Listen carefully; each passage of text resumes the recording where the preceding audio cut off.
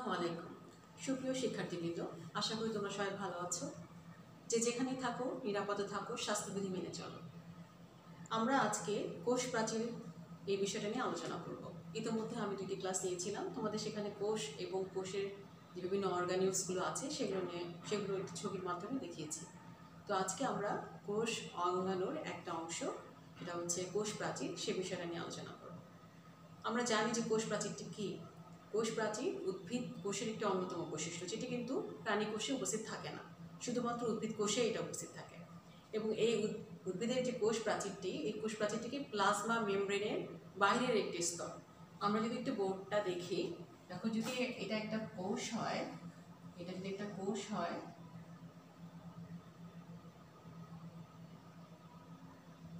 এটাকে ধরলাম plasma membrane.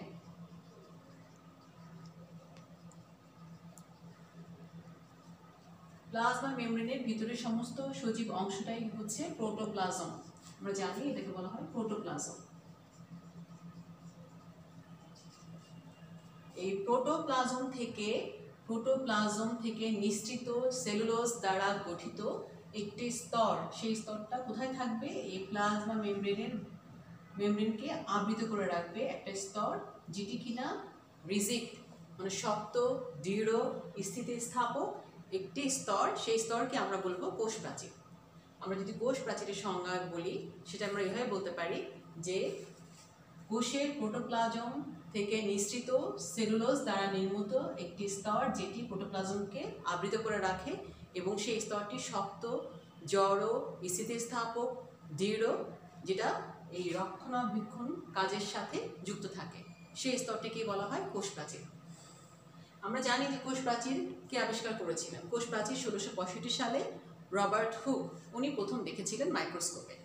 যদিও উনি তখন এটাকে ছোট ছোট প্রকোষ্ঠ আকারে দেখেছিলেন, উনি জানতেন না যে আসলে কোষ প্রাচীর। পরবর্তীতে এটা দেখা গেছে যে এটা উনি যেটা দেখেছিলেন সেটা কোষ প্রাচীর। তো কোষ প্রাচীর প্রথম দেখতে পান রবার্ট হুক 1665 সালে। এখন কোষ প্রাচীরটা কোন কোন কোষে থাকে? আমরা জানি যে উদ্ভিদের সমস্ত কোষে কিন্তু কোষ প্রাচীর বিদ্যমান, আর এই কোষ প্রাচীরটা সাধারণত সেলুলোজ দ্বারা গঠিত।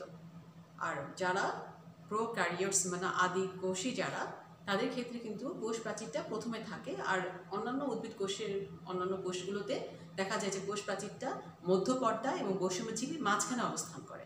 আর ব্যাকটেরিয়ার ক্ষেত্রে কোষ প্রাচীরটা কোষের বাইরে অবস্থান করে। তো এই কোষ প্রাচীর বললাম যে উদ্ভিদ কোষের কোষ প্রাচীরটা সাধারণত সেলুলোজ দ্বারা নির্মিত, কিন্তু এটা ব্যতিক্রম আছে। যেরকম কোষ প্রাচীর ব্যাকটেরিয়ার ক্ষেত্রে এটা পেপটাইড ও গ্লাইকন দ্বারা গঠিত, আবার অনুরূপভাবে ছত্রাকের কোষ প্রাচীর কিন্তু কাইটিন দ্বারা নির্মিত। তো যাও আমরা কোষ প্রাচীরটা একটু আলোচনা করি। এবং কোষ প্রাচীরটা কীভাবে সৃষ্টি হয়? আমরা দেখেছি যে তোমরা পড়েছো উদ্ভিদের কোষ বিভাজনটা পড়েছো, মাইটোসিস সেল ডিভিশন পড়েছো। মাইটোসিস সেল ডিভিশনে কিন্তু আমরা দেখেছি টেলোফেজ পর্যায়ে কী হয়। টেলোফেজ পর্যায়ে একটা নিউক্লিয়াস থেকে 2টা নিউক্লিয়াস সৃষ্টি হয়। সেই 2টা নিউক্লিয়াস সৃষ্টি হয়, সে আমি একটু ছবির মাধ্যমে একটু দেখাই।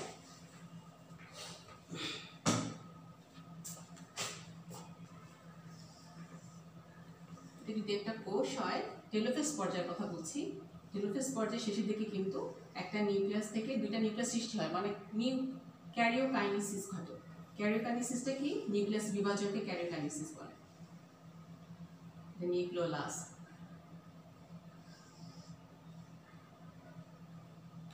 এই 2টা নিউক্লিয়াস সৃষ্টি হয় টেলোফেজ পর্যায়ে।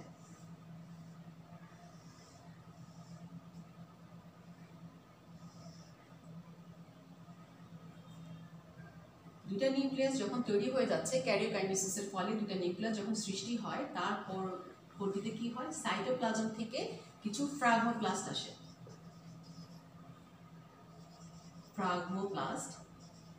সাইটোপ্লাজম থেকে কিছু ফ্রাগমোপ্লাস্ট আসে এবং গলজি বডি থেকে কিছু ভেসিকলস আসে।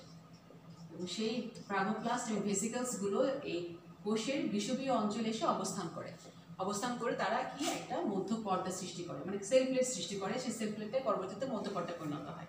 একটা সেল প্লেট সৃষ্টি করে, এই সেল প্লেটটা পরবর্তীতে বিগলিত হয়ে মধ্যপর্দায় পরিণত হয়। এই হচ্ছে মূলত কোষ প্রাচীর সৃষ্টির একটা প্রক্রিয়া। এখন আমরা যদি কোষ প্রাচীর একটা পরিণত বা বিকশিত যদি একটা কোষ প্রাচীরকে পর্যবেক্ষণ করি, তাহলে কিন্তু আমরা 3টা জিনিস দেখতে পাই। সেই 3টা জিনিস কী কী? এক হচ্ছে আমরা দেখতে পাই মধ্য পর্দা দেখতে পাই। আমি এখানে একটা ছবি এঁকেছি, সেখানে একটু খেয়াল করো। এই মাঝখানে যে লম্বা যে অংশটা সেটাকে আমরা বলছি কি মধ্য পর্দা। আমি পরে ব্যাখ্যা করছি কোনটা কি। এটাকে বলছি আমরা মধ্য পর্দা। মধ্য পর্দাটা কি? এই যে এমনি একটা পর্দা দ্বারা যদি দুইটা কোষকে যদি পৃথক করি, বললাম এখানে একটা কোষ, এখানে একটা কোষ, দুইটা কোষ, এই দুইটা কোষের মাঝখানে একটা কমন পর্দা হলো মধ্য পর্দা। সাধারণ যেটা পর্দা সেটাকে আমরা বলছি কি মধ্য পর্দা। এই মধ্য পর্দাটাকে যদি সরিয়ে ফেলি আমরা, তাহলে কিন্তু দুইটা কোষ আলাদা হয়ে যাবে, পৃথক হয়ে যাবে। এটা একটা কোষ, এটা একটা কোষ, দুইটা কোষকে মধ্য পর্দা কিন্তু যুক্ত করে রেখেছে। আমরা বলতে পারি এটা সিমেন্টের মতো। সিমেন্ট যেরকম দুইটা জিনিসকে একসাথে যুক্ত করে রাখে, ঠিক এটাও ঠিক সেরকম, যে এই পর্দাটা দুইটা কোষকে একত্রে যুক্ত করে রেখেছে। এবং এই পর্দাটাকে আমরা বলছি মধ্য পর্দা, যেটা কিন্তু যে কোষ প্লেট সৃষ্টি হয়েছিল সেই কোষ প্লেটটা কিন্তু পরবর্তীতে মধ্য পর্দায় পরিণত হয়, দুইটা কোষকে একত্রিত করে রাখছে। এখানে যেমন ক্যারিওকাইনেসিসের পরে যখন কোষ প্লেটটা তৈরি হয়, তারপর কিন্তু সাইটোকাইনেসিস ঘটে। আমরা জানি সাইটোপ্লাজমের বিভাজনকে সাইটোকাইনেসিস বলে। তখনই কিন্তু দুইটা কোষ আলাদা হয়ে যায় এবং মাঝখানে এই সেল প্লেটটা মধ্য পর্দায় পরিণত হয়। তাই ঠিক সেরকম এটা হচ্ছে মধ্য পর্দা। এই দুইটা হচ্ছে আলাদা কোষ, পৃথক পৃথক দুইটা কোষ তাকে যুক্ত করে রেখেছে একটি পর্দা, যার নাম হচ্ছে কি মধ্য পর্দা। এবং এই মধ্য পর্দার উপর যখন সেলুলোজ, হেমিসেলুলোজ এগুলো দ্বারা যখন একটা স্তর তৈরি হয়, তখন সেটাকে আমরা বলছি কি প্রাইমারি প্রাচীর। প্রাইমারি প্রাচীর। এই মধ্য পর্দার উপরে যে একটা স্তর তৈরি হচ্ছে সেটাকে বলা হচ্ছে প্রাইমারি প্রাচীর, যেটা সেলুলোজ, হেমিসেলুলোজ এবং গ্লাইকোপ্রোটিন দ্বারা গঠিত। এবং এই যে প্রাইমারি প্রাচীর, এই প্রাইমারি প্রাচীরের উপরে আবার দেখা যায় লিগনিন, সুবেরিন বা ওয়াক্স বা বিভিন্ন এই পদার্থগুলো সঞ্চিত হয়ে এটা আরেকটা স্তর গঠন করে। সেই স্তরটা কিন্তু 3 স্তর বিশিষ্ট। সেটাকে আমরা বলছি কি সেকেন্ডারি প্রাচীর বা গৌণ প্রাচীর। গৌণ প্রাচীর, সেকেন্ডারি প্রাচীর। তাহলে আমরা কি দেখতে পাচ্ছি যে মধ্য পর্দার উপরে যে একটি স্তর সৃষ্টি হয় তাকে বলা হচ্ছে প্রাইমারি প্রাচীর। এবং প্রাইমারি প্রাচীরের উপর পরবর্তীতে আরো বিভিন্ন কিছু সাবস্টেন্স জমা হয়ে একটা প্রাচীর তৈরি করে, যেটাকে বলা হচ্ছে সেকেন্ডারি প্রাচীর। এই প্রাইমারি প্রাচীরটা হচ্ছে একটা স্তর বিশিষ্ট, আর এই সেকেন্ডারি প্রাচীর হচ্ছে 3 স্তর বিশিষ্ট। এটা 3 স্তর বিশিষ্ট একটা প্রাচীর, যেটাকে বলছে কি সেকেন্ডারি প্রাচীর। আমরা যদি এখন মূল ছবিটার দিকে একটু তাকাই, দেখো এই প্রথম যে এই মাঝখানে যে পর্দাটা আছে সেই পর্দাটাকে আমরা কি বলছি মধ্য পর্দা। মধ্য পর্দার উভয় দিকে যে একটা স্তর তৈরি হয় সেই স্তরটাকে বলা হচ্ছে কি প্রাইমারি প্রাচীর। এই যে একটা স্তর তৈরি হয়েছে সেটাকে দেখিয়েছি প্রাইমারি প্রাচীর। আর প্রাইমারি প্রাচীরের উপরে দুই পাশে দেখো, আমি যদি দুইটা কোষের মাঝখানে যে মধ্যবর্তী যে পর্দা সেটা কিন্তু মধ্য পর্দা। এই মধ্য পর্দার উভয় পাশে প্রাইমারি প্রাচীর আছে এবং তার পাশে 3 স্তর বিশিষ্ট একটা করে গৌণ প্রাচীর আছে। এই 3 স্তর বিশিষ্ট প্রাচীরটাকে আমরা বলছি কি গৌণ প্রাচীর বা সেকেন্ডারি প্রাচীর।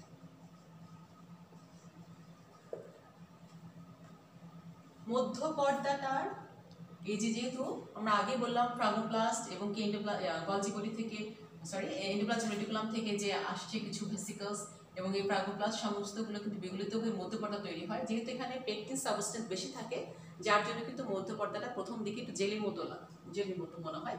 এবং এই মধ্য পর্দাতে কিন্তু কিছু লবণও থাকে, মানে পেকটিন দ্রব্য যাকে বলি, এবং সেই লবণগুলি কি থাকে ম্যাগনেসিয়াম এবং ক্যালসিয়াম পেকটেট লবণ থাকে।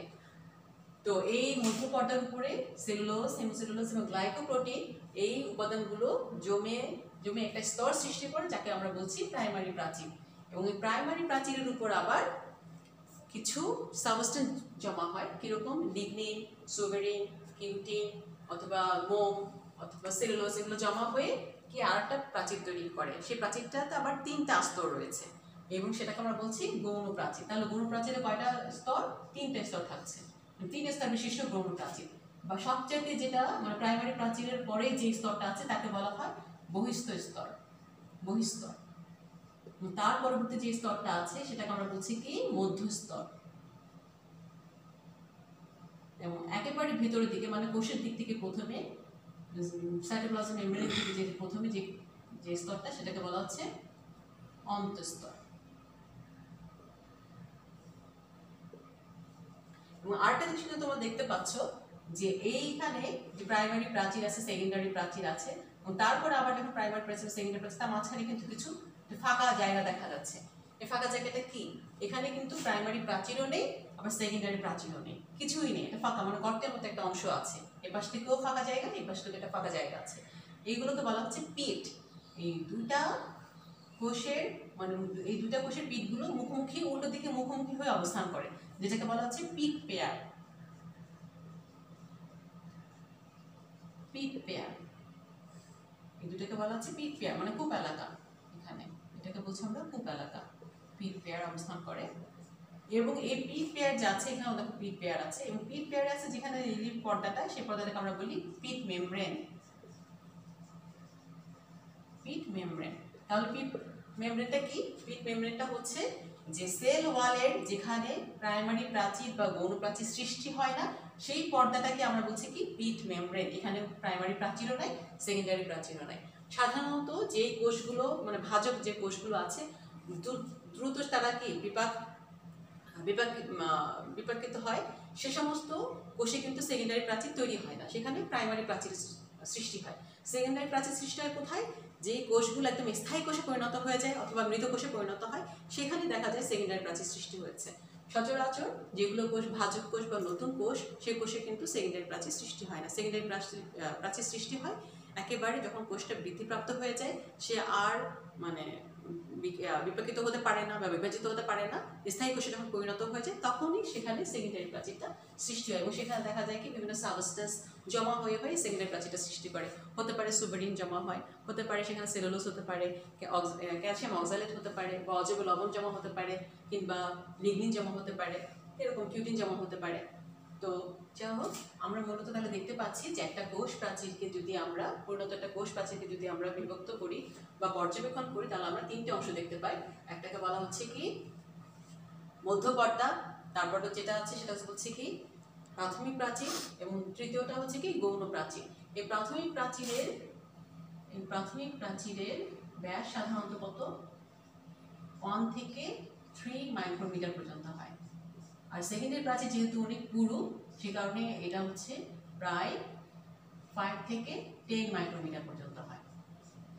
আর সচরাচর একটা সেল ওয়াল 1 থেকে তোমার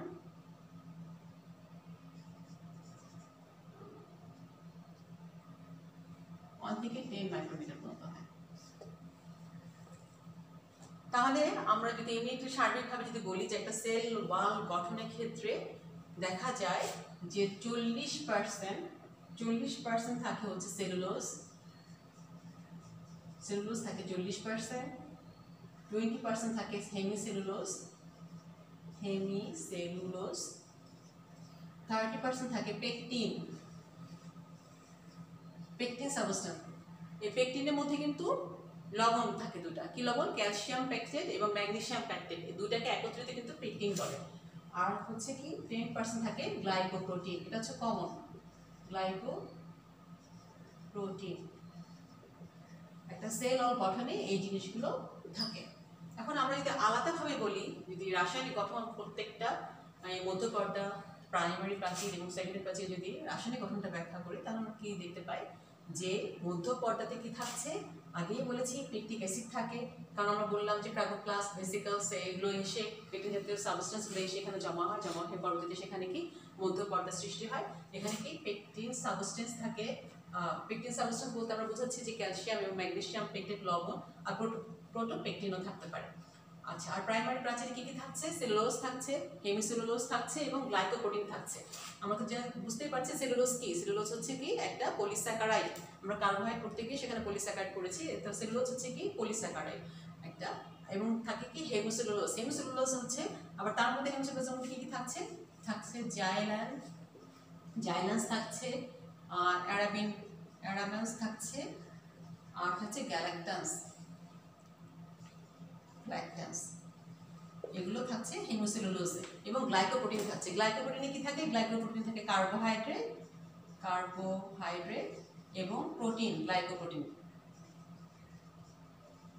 তাহলে প্রাইমারি প্রাচীর কি কি থাকছে? প্রাইমারি প্রাচীর থাকে সেলুলোজ, যেটা একটা পলিস্যাকারাইড, থাকছে হেমিসেলুলোজ, সেটা একটা পলিস্যাকারাইড, কিন্তু সেখানে কি বিভিন্ন গ্রুপ থাকে। এবং সেই হেমিসেলুলোজের মধ্যে কি কি আছে? জাইল্যান্স আছে, অ্যারাবিনস আছে, গ্যালাক্টান্স আছে এবং গ্লাইকোপ্রোটিন থাকে। গ্লাইকোপ্রোটিনের মধ্যে কি থাকছে? কার্বোহাইড্রেট এবং প্রোটিন, দুটো মিলেই গ্লাইকোপ্রোটিন তৈরি করে। এটা হচ্ছে প্রাইমারি প্রাচীরের একটা রাসায়নিক গঠন বললাম। এখন আসো গৌণ প্রাচীরে কি থাকছে। গৌণ প্রাচীরে থাকছে কি সেলুলোজ, লিগনিন, কিউটিন, সুগারিন, মোম, ক্যালসিয়াম অক্সাইড এবং অজৈব লবণ। তোমরা এই ছবিটা থেকে একটু দেখতে পাচ্ছ যে গৌণ প্রাচীরটা কতটা পুরু এবং এই পুরুত্বটা কত, 5 থেকে বললাম যে 5 থেকে প্রায় 10 মাইক্রোমিটার। একটা জিনিস খেয়াল করে দেখো, এই যে পিট মেমব্রেন বা পিট এলাকা যে এঁকেছি আমরা এখানে, এখানে কিন্তু কি প্রাইমারি প্রাচীরও নাই, সেকেন্ডারি প্রাচীরও নাই। যদি কখনোই এই পিট মেমব্রেনের উপরে কিন্তু প্রাইমারি প্রাচীর সৃষ্টি হবে না, হতে পারে সেকেন্ডারি প্রাচীর তৈরি হতে পারে কিন্তু প্রাইমারি প্রাচীর সৃষ্টি হবে না। কেন হবে না? কারণ প্রায় গৌণ প্রাচীরে হবে কখন, যখন এই যে সাবস্টেন্সগুলো আছে যেগুলো বললাম কি লিগনিন, সুবেরিন, ওয়াক্স এগুলো আছে, এগুলো যখন জমা হয় তখন হয়তো বা সেটা সেকেন্ডারি প্রাচীরটা তৈরি হয়, মানে সেই জিনিসগুলো এখানে জমা থাকে। এবং সেটা কখন হয়, সেটা যখন পরিণত হয়ে যায়, কোষটা আর মৃত্যুরপ্ত হবে না অথবা মারা যায় মৃত কোষ, তখনই সেগুলো জমা হয়। তো এখন আমরা দেখি যে এই যে বললাম যে মধ্যপর্দা বা প্রাথমিক প্রাচীর বা গৌণ প্রাচীর সেগুলো যে এই উপাদানগুলো গঠিত। এখন কোষ প্রাচীর তো নিশ্চয়ই একটা ক্ষুদ্রতম একটা গাঠনিক একক আছে, সে এককটা কি? কোষ প্রাচীরের ক্ষুদ্রতম গাঠনিক এককের নাম হচ্ছে মাইসেলি। মাইসেলিটা কিভাবে গঠন করে? আমরা জানি যে মাইসেলিটা কিভাবে তৈরি হয়। মাইসেলিটা প্রথমত কি সেলুলোজ দ্বারা গঠিত কোষ প্রাচীর। আমরা আগেই বললাম যে কোষ প্রাচীর মূলত সেলুলোজ দ্বারা গঠিত। সেলুলোজটা কি? সেলুলোজ হচ্ছে একটা পলিস্যাকারাইড। এই পলিস্যাকারাইড সেটা কি কার্বোহাইড্রেটের, ছবিটা একটু মুছে নিই।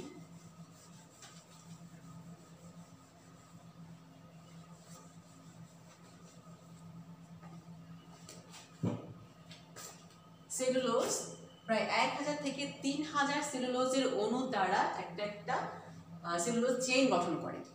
1000 থেকে 3000 অণু কার্বোহাইড্রেট দ্বারা কি সেলুলোজ চেইন গঠন করে। এখন এই 1000 থেকে 3000 অণু কিসের অণু? কার্বোহাইড্রেট কি অণু? কার্বোহাইড্রেটের কি বিটা ডি গ্লুকোজ অণু। কার্বোহাইড্রেটের বিটা ডি গ্লুকোজ অণু 1000 থেকে 3000 অণু মিলে এক একটা সেলুলোজ চেইন গঠন করে। এবং সেই সেলুলোজ চেইনটা আবার কি 100টা চেইন নিয়ে আবার কি তৈরি হয়? ক্রিস্টালাইন মাইসেলি তৈরি হয়। এবং সেই 100টা যে সেলুলোজ চেইন নিয়ে ক্রিস্টালাইন মাইসেলি তৈরি হয়, আবার সেই 20টা মাইসেলি নিয়ে কিন্তু মাইক্রোফাইব্রিল তৈরি হয়। এবং সেই মাইক্রোফাইব্রিল আবার 250টা মাইক্রোফাইব্রিল মিলে আবার একটা ম্যাক্রোফাইব্রিল তৈরি করে। এবং সেই ম্যাক্রোফাইব্রিল কতগুলো ম্যাক্রোফাইব্রিল নিয়ে একটা তন্তু গঠিত হয়। এভাবে কিন্তু কোষ প্রাচীরটা গঠিত হচ্ছে। এখন আমরা তার আগে জেনে নিই বিটা ডি গ্লুকোজটা কি। আমরা সবাই জানি যে গ্লুকোজ কি। গ্লুকোজ হচ্ছে 6 কার্বন বিশিষ্ট একটা কার্বোহাইড্রেট, 6 কার্বন বিশিষ্ট হেক্সোজ সুগার। এখন এই বিটা ডি গ্লুকোজ কেন বলেছি, জাস্ট এটা জানার জন্য যে আমরা যদি একটা গ্লুকোজের যদি আমরা স্ট্রাকচার লিখি এরকম হবে।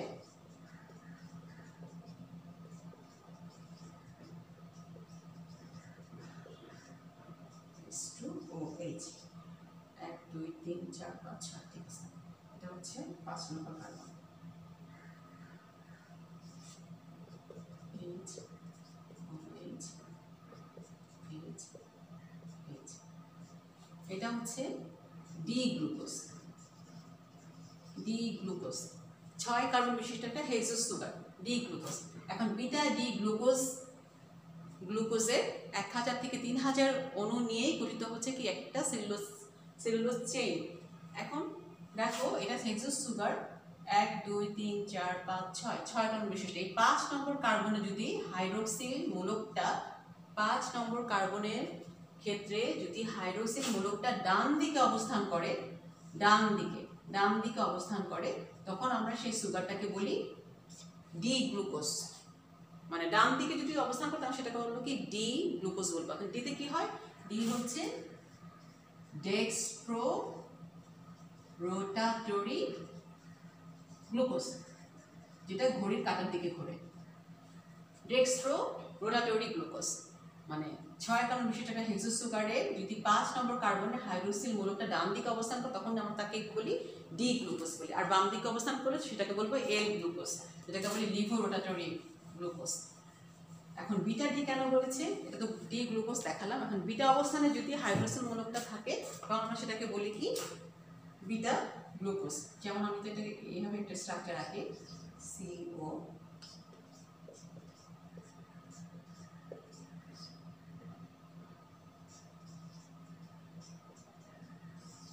এটা হচ্ছে 1 নম্বর কার্বন।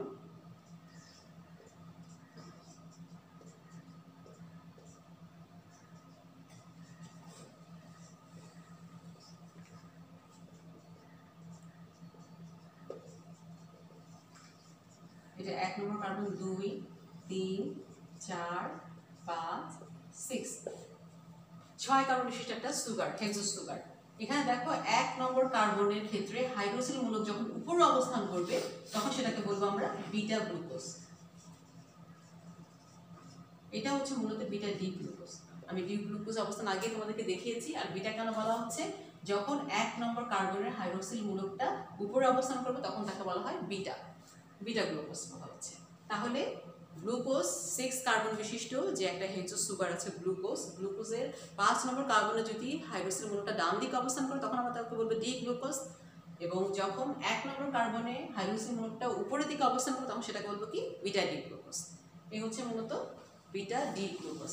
তাহলে এই আমরা সেলুলোজ চেইন কি বলছি, যে অসংখ্য 1000 থেকে 3000 বিটা ডি গ্লুকোজ অণু দ্বারা কি তৈরি হয়, একটা সেলুলোজ চেইন তৈরি হয়। এবং সেই সেলুলোজ চেইন আবার 100টা চেইন মিলে আবার কি তৈরি করে, মাইসিলি তৈরি করে। এবং মাইসিলিটা হচ্ছে কোষ প্রাচীরের গাঠনিক ক্ষুদ্রতম একক। সেই মাইসিলি থেকে আবার কি 20টা মাইসিলি মিলে আবার একটা মাইক্রোফাইব্রিল তৈরি করে।